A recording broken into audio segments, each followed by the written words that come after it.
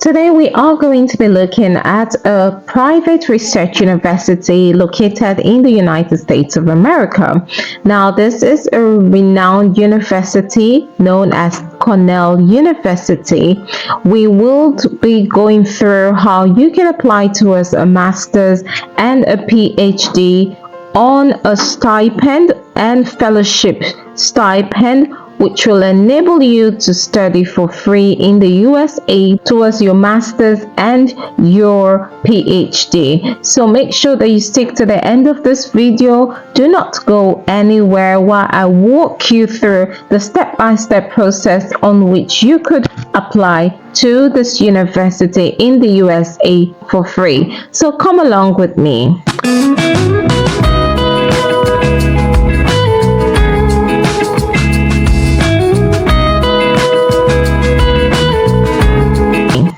Now we are on the graduate school page of this university, Cornell University, and we will start by looking at the stipend rates.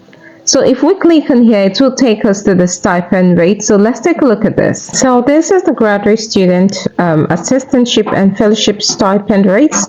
You can see the effective August 21st to 2025, which is 2024-25 rates. All right, you can see them here, and now we are going towards the 2025-26, which we are interested in, and effective August 21st, 2025.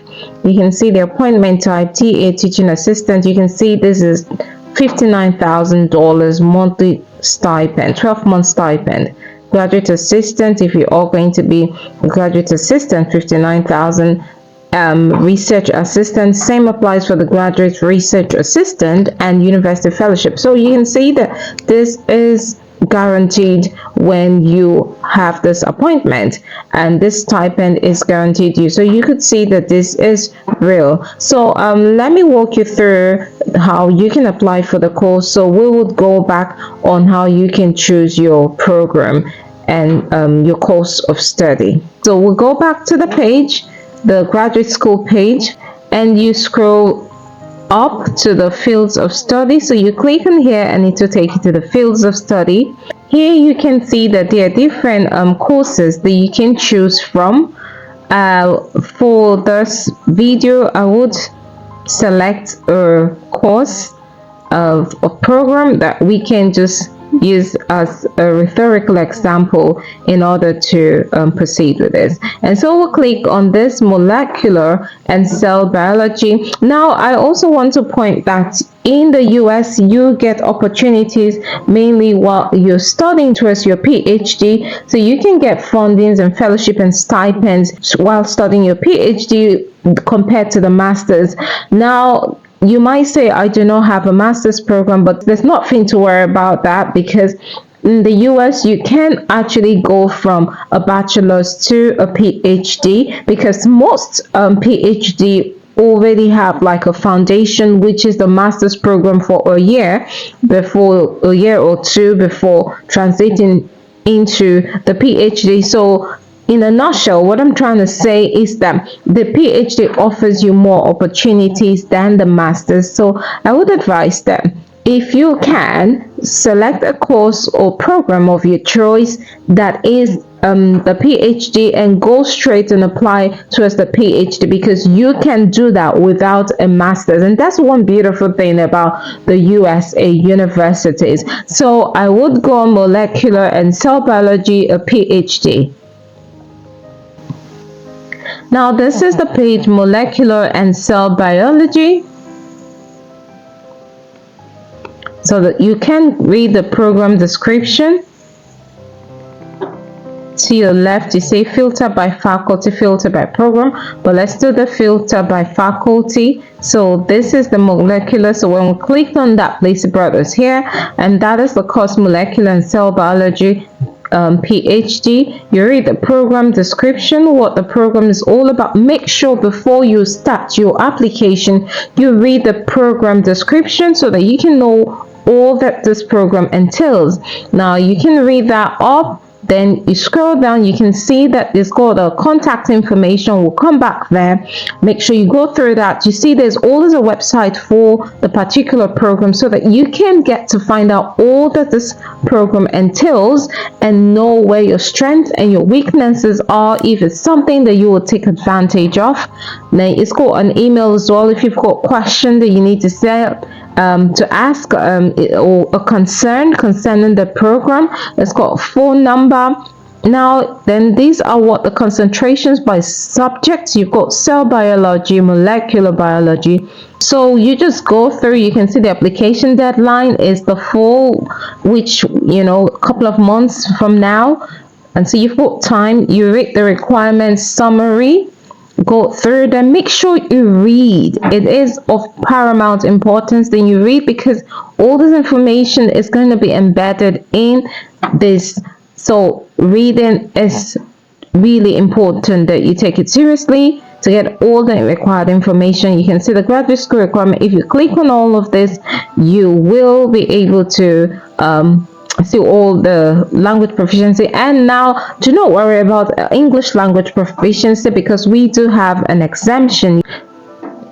So first of all, let's click on the website so that we can see all that this course entails.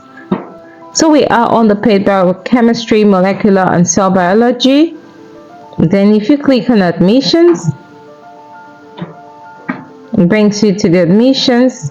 You can see the deadline. So you can see the deadline for fall admission is December 1st. There's no spring admission, right? So you make sure you go through. Our program strongly support the commitment of the Cornell University and the graduate school to providing a supportive and inclusive environment for all our students. So make sure, please take care in filling out this important document and review it before submitting it. We cannot make changes to it after it is submitted. So this is really clear. And make sure you read, and you would go to the graduate school admissions website here. You can go through the other way and go through here. Now let's also take a look at what the application requirements. So look at the application requirements.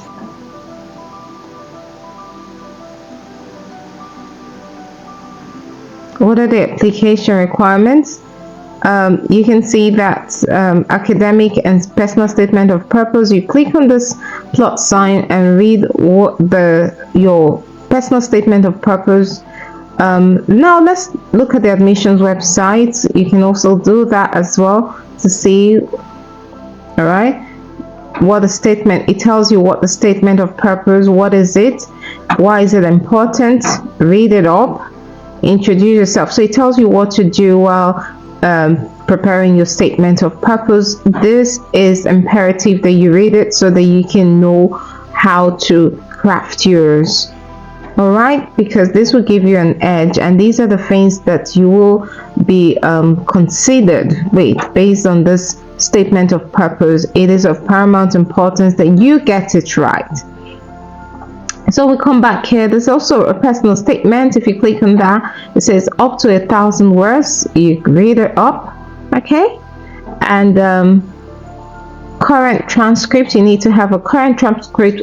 Now official transcripts are not required at time of application, which is really good.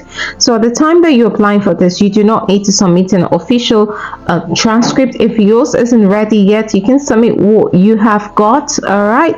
And then they would let you know at the time or when you're admitted that you can submit your official transcript. So you can just request for a transcript, an unofficial one. Then you need 3 letters of recommendation. Make sure you always click on that plus sign so you can read up everything that you need. Then the proof of English language competency, we will go through that and I will show you how you can be exempted. All right, so we are here now. In order to get a waiver for your English language competency, if you click on this, it will take you to a website, and let's look at it. So now we are here. It brings us here. Here you go. So the English language proficiency requirements, right? Still on the graduate school page. Now they accept IELTS, TOEFL, IBT, but we do not need any of that. All right, you see what you need to know. Make sure you read every information here. Test quote guidelines is showing you all of that, but that's not what we're looking for, because we do not want to spend money in paying for an IELTS or a TOEFL exam. So we want an exemption. Here you go, we have an exemption page here. So let's look at this standing exemptions. And it says, for admission purposes, Cornell University Graduate School does not require IELTS or TOEFL scores from applicants who meet one of the following standard exemptions. See, that is so clear. However, applicants admitted to research degrees may still need to complete the English language assessment test before being a TA. TA is a teaching assistant. Okay, remember that you need to do one of these fellowship in order to get a stipend. Now, this is an internal exam, right? So let's just see what it is. So this is the internal assessment that they need to know that at least you understand and you can use English efficiently in order to teach. And this is going to be very easy because it's just an internal exam, and most importantly, this is free. You're not paying for it. So this is it. This is the site, the page, so you can just go through it. Okay, so we go back to this standing exemptions, right? So if you meet the criteria for one of the following standing exemptions listed below, you will indicate this in your application for graduate admission, right? So if you meet this criteria, then you will indicate that when filling your application for the graduate admission. There is no need to contact the admissions office in advance. Now, the one that it's really catchy is here. Speak English as a first language and are a citizen or permanent resident of a country where English is an official language. You can click on that to see. Now, it gives us some countries, but not all of them, including but not limited to Ghana. So if you are from Ghana, congratulations. Hong Kong, India, Nigeria, and Pakistan, you have been recognized as an English-speaking country, as the English being your official language. So it is an automatic waiver for an English assessment test. Hooray! So you do not need any English test if you are from one of these countries. This is another way that you can waive the English language all through this process. And also there are other process, and I've got my beautiful viewers, a lot of you are from this country, so congratulations, your English test waiver is a sure or guaranteed deal. Let's go to the application fee waivers.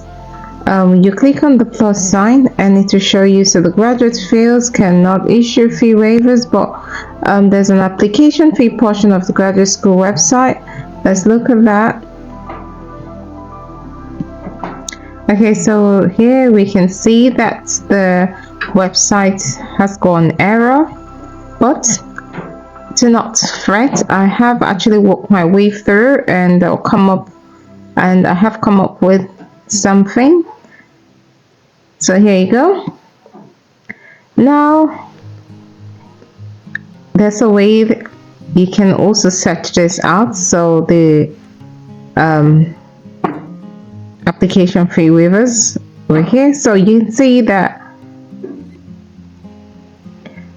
So you can see that there's an application fee payment, which is non-refundable application fee of $105, which is quite a lot if you are from a developing country, and if you convert that to your currency, that might be just too much for you.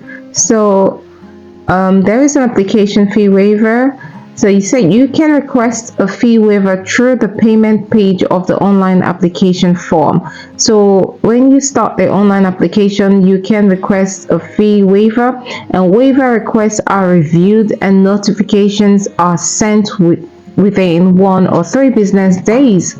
So when you send your application fee waiver, there are certain things or certain points that you have to put into consideration for you to be considered And these are, for instance, you need to let them know that in your home country the conversion rate to your currency is quite high, and which is not even up to your monthly salary.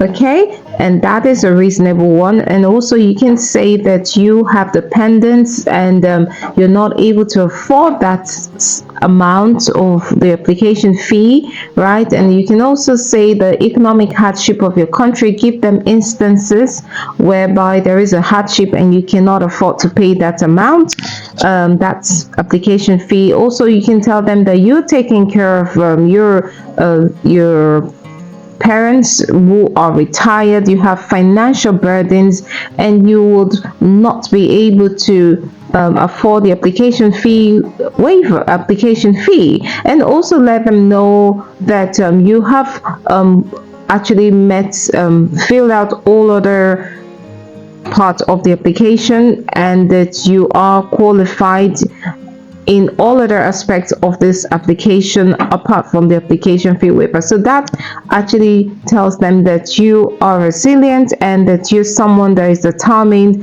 to achieve your goal of studying towards your PhD or your master's degree. And in this case is a PhD degree. Okay, so make sure you mention all of that. That would give you an edge and would enable you to be considered. And so the notifications will be sent within 1 to 3 business days. It will be sent mainly to your email address or the portal, depending on, because you're submitting it on the online application form. So whichever step they have asked you to do, that make sure that you follow suit.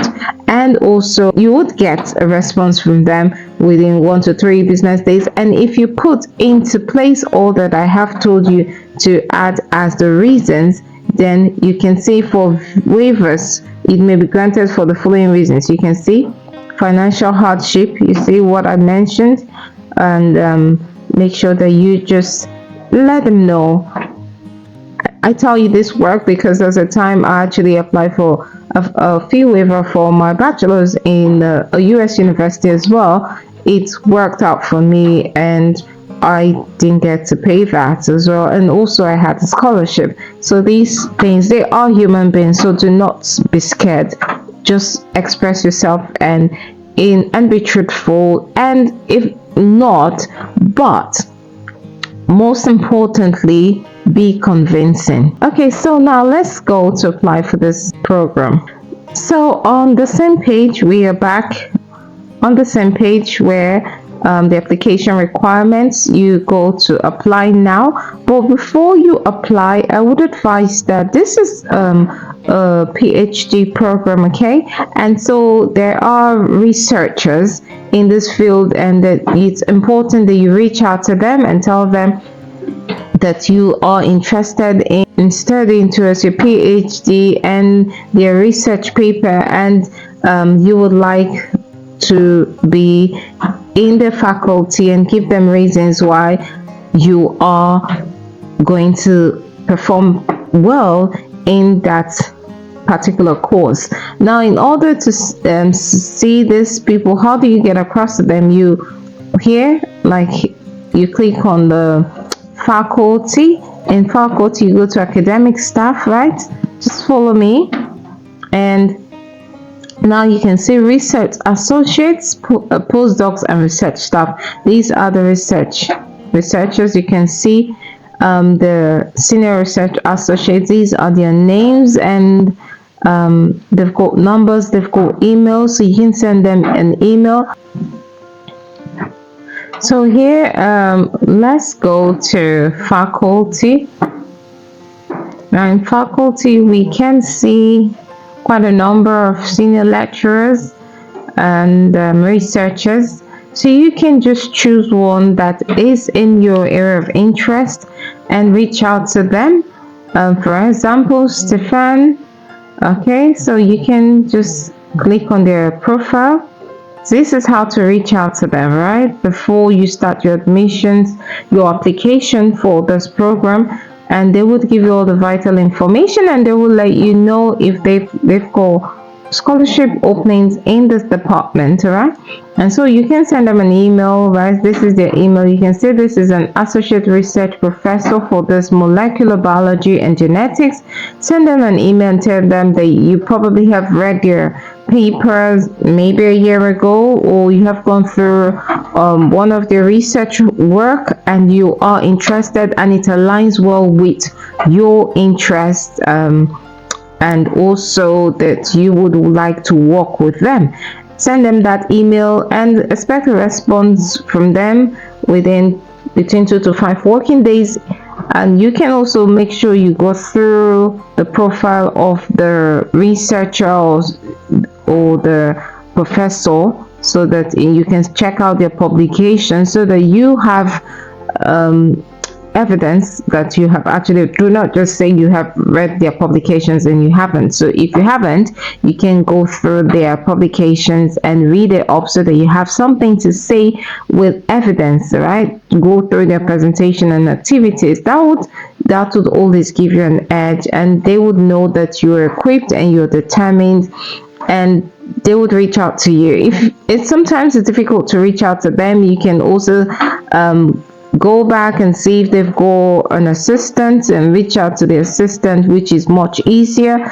But in most cases, if you actually write a strong email, which is called a cold email, okay, they would be able to reach out to you if you are convincing enough, and if they find you a perfect fit to work with them in that particular research program. So that's how to navigate. And when you get you get them, then it's easier for you to then apply for your admission, and apply for your admission or for your particular course, because then the professor would guide you into the next step and how you can be admitted into that program of yours, of your in particular interest. So this is how to navigate. So basically this is how to go through reaching out to a professor before the application. You should do this. It's of paramount importance that you do this, because this is a PhD program, not a master's program. It's a research. So getting a professor is gonna help you navigate through the application process. If you found value in this video, don't stop here. Watch the next video that will be displayed on your screen shortly to learn how you can study at the top US universities with no application fee, no IELTS, and no test scores required. Make sure to subscribe and tap the notification bell so you will be the first to know whenever a new scholarship drops. Follow me on Instagram and TikTok for more opportunities and updates from my latest YouTube videos. And if you get selected for this scholarship, please share your testimony. I absolutely love hearing them. Until next time, think big, think success.